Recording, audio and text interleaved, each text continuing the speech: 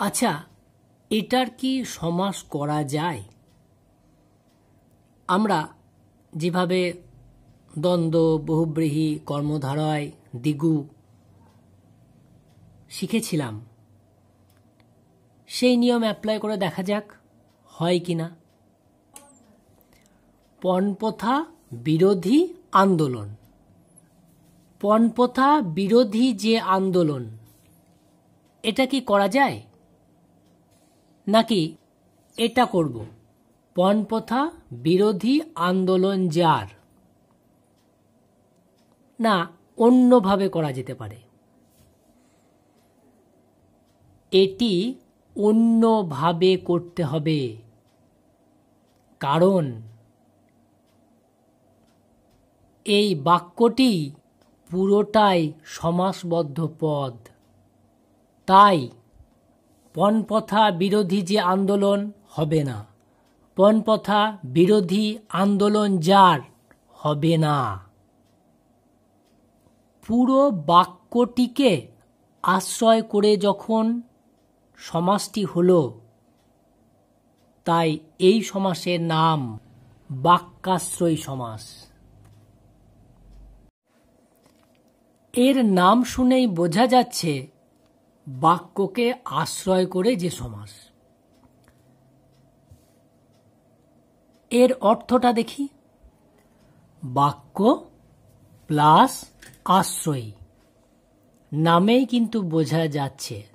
এটাকে যদি আমরা ভাঙি, বাক্যাশ্রয়কে ভাঙলে পাচ্ছি বাক্য প্লাস আশ্রয়ী, অর্থাৎ বাক্যকে আশ্রয় করে যে সমাস। তাহলে আমরা যে উদাহরণটি নিয়ে আলোচনা করছিলাম, মানে পণপ্রথা বিরোধী আন্দোলন, তাহলে এর সমাস হবে এটাই, পণপ্রথা বিরোধী আন্দোলন। তাহলে বলা যেতে পারে বাক্য বা বাক্যকে আশ্রয় করে যে সমাস, সেটাই বাক্যাশ্রয়ী সমাস। আর এর সমাসবদ্ধ পদগুলি অপরিবর্তিত থাকে। আমরা যেমন এখানে দেখলাম পণপ্রথা বিরোধী আন্দোলন, এখানেও হলো পণপ্রথা বিরোধী আন্দোলন, অর্থাৎ সমাসবদ্ধ পদগুলির কোনো পরিবর্তন হলো না। এটাকেই আমরা এই সমাসের প্রধান শর্ত বলতে পারি। আর একটা উদাহরণ দেখি, রক্তদান শিবির বাক্য, তাহলে এর সমাস হবে ওই একই, রক্তদান শিবির।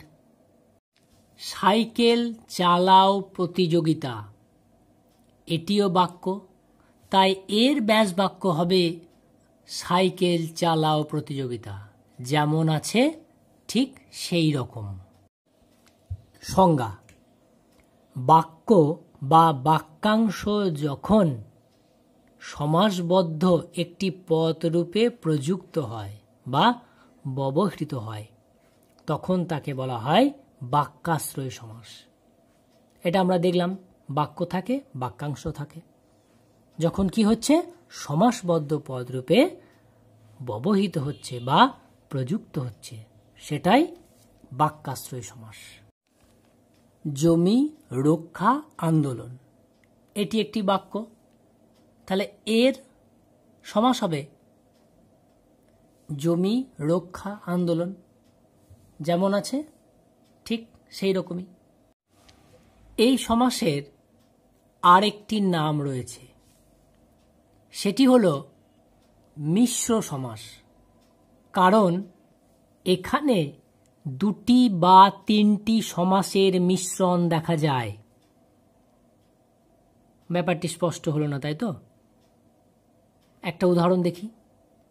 যেমন এই লাইনটিকে নেওয়া হলো, নর্মদা বাঁচাও আন্দোলন। এখানে এটাকে সমাস করা হলো নর্মদাকে বাঁচাও, তাহলে এটা কর্মতৎপুরুষ। এর জন্য আন্দোলন, এর জন্য সম্বন্ধ তৎপুরুষ, তাহলে দুটো সমাসের মিশ্রণ। তাই আমরা বললাম এই সমাসের অপর নাম মিশ্র সমাস। অনুরূপভাবে জনগণ মন অধিনায়ক, জনগণ মন দ্বন্দ্ব, জনগণ ও মন দ্বন্দ্ব সমাস, এর অধিনায়ক বা এদের অধিনায়ক সম্বন্ধ তৎপুরুষ। তাহলে এখানেও দেখা গেল দুটি সমাসের মিশ্রণ। এই সমাসের উদাহরণ তুলনামূলক কম রয়েছে।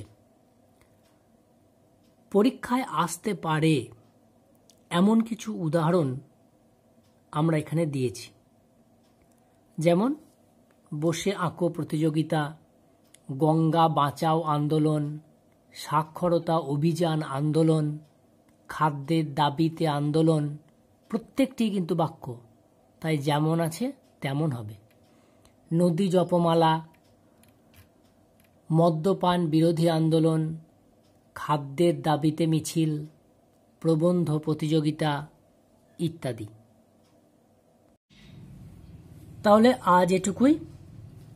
পরের দিন আমরা অন্য কিছু বিষয় নিয়ে আলোচনা করব। ঠিক আছে।